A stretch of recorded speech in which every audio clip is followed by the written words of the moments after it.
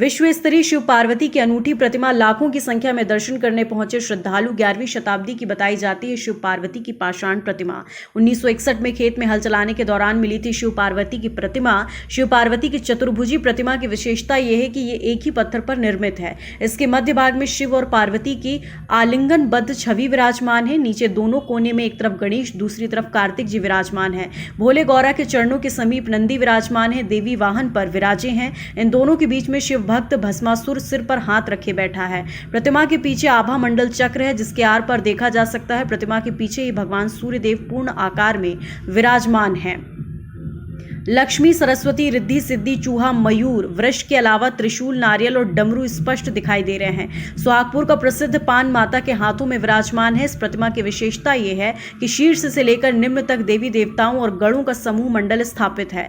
इस प्रतिमा पर शिव जी, पार्वती जी द्वारा पहने गए आभूषण भी मूर्ति कला का एक अनुपम उदाहरण है। इसके साथ पार्वती जी के एक हाथ में धतूरा का फल, पान का बीड़ा इस बात का घोतक है कि पूर्व में सुहागपुर में पान की खेती होती थी। पार्वती जी के हाथ में जो डमरू दिखता है वो जानकारों के मुताबिक दर्पण है। इस आलिंगनबद्ध प्राचीन पाषाण शिव पार्वती की प्रतिमा जिनके साथ उनका पूरा परिवार विद्यमान है, यह प्रतिमा इस बात की प्रत्यक्ष घोतक प्रमाण है कि शंकर जी की आरती जय शिव ओंकारा का संपूर्ण वर्णन इस प्रतिमा के अंदर है। इस प्रतिमा के साथ शिव जी की आरती बनी है या इस मूर्ति का निर्माण पहले हुआ है, ये कहना मुश्किल है। आरती को सार्थक सिद्ध करने के लिए यह चतुर्भुजी शिव पार्वती प्रतिमा प्रत्यक्ष प्रमाण है।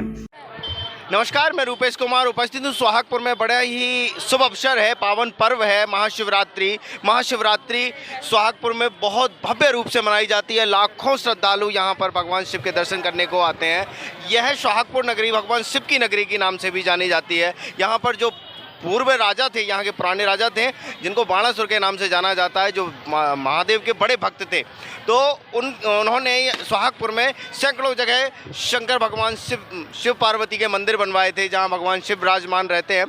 कब यहाँ पर जब भगवान के इतने मंदिर हैं तो स्वाभाविक सी बात है कि यहाँ कितना भव्य कार्यक्रम होता है। और ये आप जैसे कि मैं आपको बता ही रहा हूं कि भगवान शिव की यह नगरी है। बाणासुर यहाँ के राजा हुआ करते थे और यहाँ पर जो मूर्ति मिली है बड़ी करोड़ों की बड़ी कीमती मूर्ति है, जिसको एक छोटे से मंदिर में यहाँ पे विराजमान है।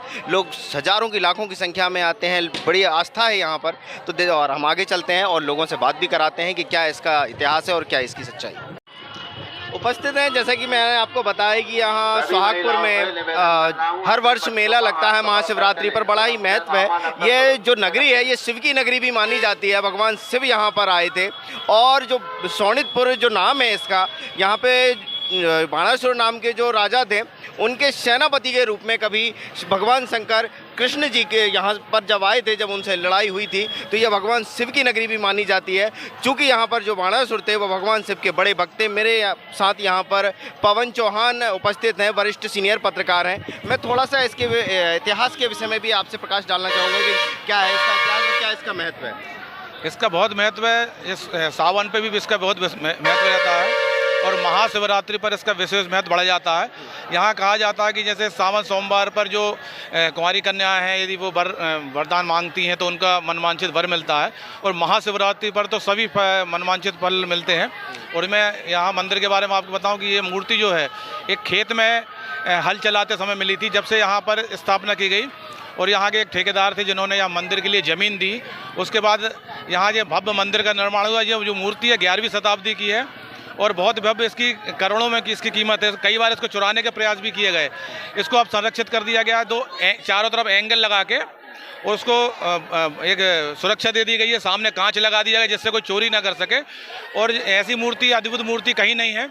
इस पर जो ओम जय जगदीश शिव हरे की जो आरती है, ये नहीं कहा जा सकता कि पहले आरती बनी थी या मूर्ति बनी, क्योंकि उस भगवान का पूरा परिवार विराजमान है।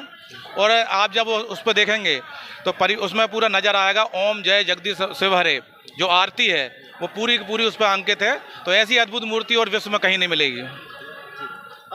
जैसे कि आपने बहुत अच्छा कहा कि इस जो मूर्ति है जो मिली है भगवान शंकर की, उसकी कीमत करोड़ों में है। कई बार उसको चुराने की कोशिश भी की गई और हम देख भी रहे हैं कि एक छोटे से मंदिर में अक्सर हमने लोगों से ये भी सुना है कि यहाँ पे अगर भव्य मंदिर का निर्माण हो तो ऐसी मूर्ति को एक सही स्थान मिला, चूँकि बहुत करोड़ों की और बहुत कीमती मूर्ति है।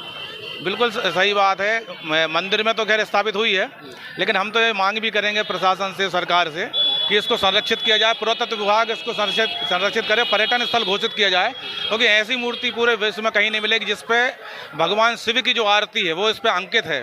तो ऐसी दुर्लभ मूर्ति कहीं नहीं मिलेगी, इसको पर्यटन घोषित करना चाहिए, क्योंकि मड़ई भी पास में पर्यटन क्षेत्र है और यहाँ कई ऐसी विभिन्न क्षेत्र हैं जहाँ पर पर्यटन की काफ़ी संभावना है। तो ये एक पचमढ़ी वाले मार्ग पर पड़ता है। पचमढ़ी जब अपन जाते हैं तो राष्ट्रीय राजमार्ग स्टेट हाईवे 22 पर पड़ता है ये। तो ये उसका एक महत्व है, तो पचमढ़ी जाते समय भी लोग यहाँ देख सकते हैं और इसका पर्यटन घोषित हो जाएगा तो यहाँ के लोगों को रोजगार भी मिलेगा और इस संरक्षित भी हो जाएगी ये। धन्यवाद। तो आपने देखा कि मेरे साथ वरिष्ठ सीनियर पत्रकार पवन चौहान जी थे, जिन्होंने इसके विषय में कुछ इतिहास पर प्रकाश भी डाला है और बहुत विषय बताए हैं। क्योंकि यहाँ पर मंदिर को लेकर भी निर्माण के विषय में बात होती है कि चूँकि छोटा सा मंदिर है और करोड़ों की मूर्ति है, दुर्लभ मूर्ति है, जिसको देखने लाखों लोग बाहर से आते हैं। हमें हजारों की संख्या में श्रद्धालु यहाँ पहुँचते हैं और भगवान शिव से अपनी मन्नतें पूरी करते हैं। बड़ा ही महत्व है यहाँ का। अपने शहर, अपने प्रदेश की ताज़ा खबरों के लिए लाइक करें, शेयर करें, सब्सक्राइब करें और हाँ, बेल आइकन दबाना ना भूलें, क्योंकि खबर हमारी, फैसला जनतंत्र का।